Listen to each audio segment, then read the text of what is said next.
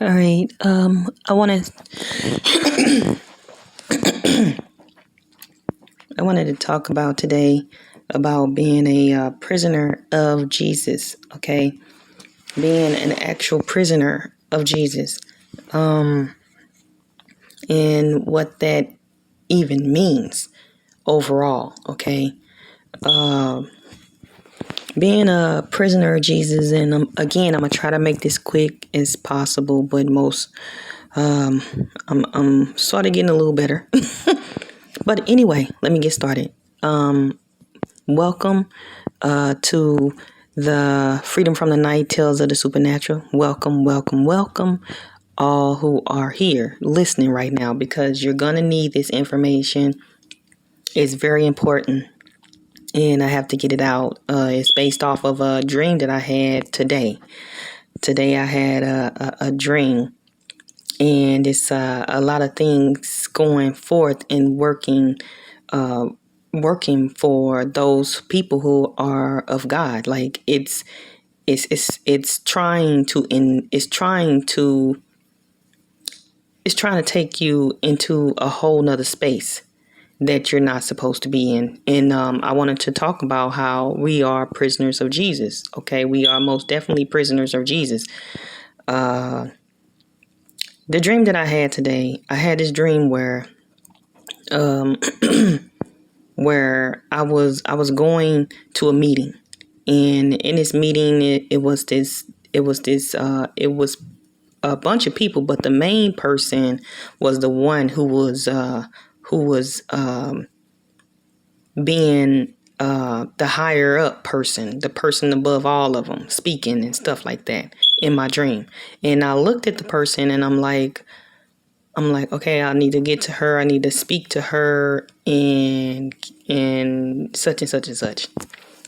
And so when I went to her, it was a long line of different people talking to her, but there were other people that was there that was with her, but they was not the higher up. She was like the higher up because she got her words is more verbal than theirs is. They're a little bit more shyer than she is. Okay, so they shy than she is, and she's more verbal. She doesn't care.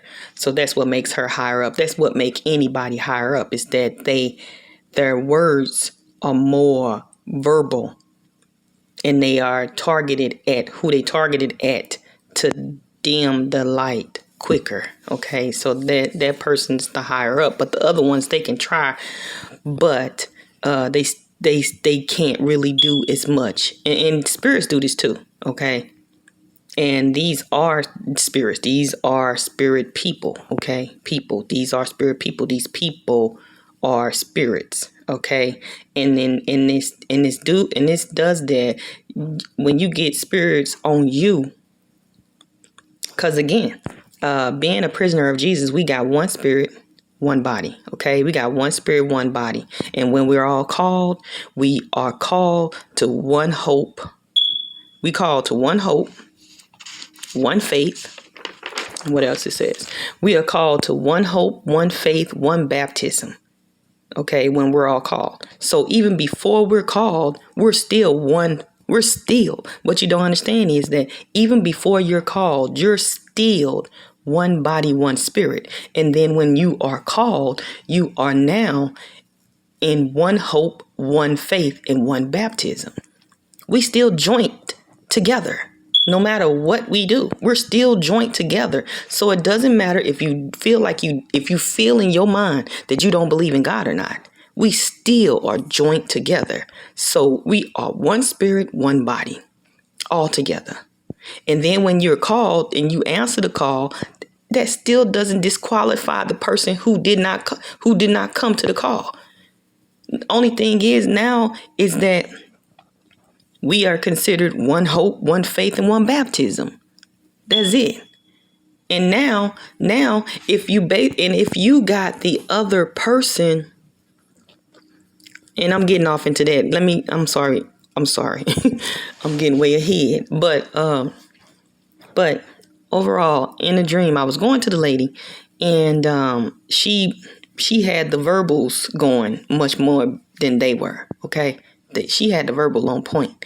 And any wrong move that you make against a verbal person, you will get it. Okay, because that verbal person is in a flesh. They targeted to you. You are the target. You are it. That's it. Okay, it ain't got nothing to do with your feelings or none of that. And when a person is targeting you, you can't be angry because you feeding them in what they mission is. Okay, and this is for the person that's targeting you and with their attitude. Okay, it's not, you can't get upset, you can't do nothing, because guess what? They're going to turn it around on you and make it seem like it's you who doing stuff, and they're not really looking at how they're acting. What are they doing to get you to respond to them? So you are considered a prisoner of Jesus right now. You are considered a prisoner of Jesus because and we all got the light, but some of us work for the darkness, and that still doesn't mean that we are not connected. The thing that makes us not perfect is the unity. We don't have a perfect unity.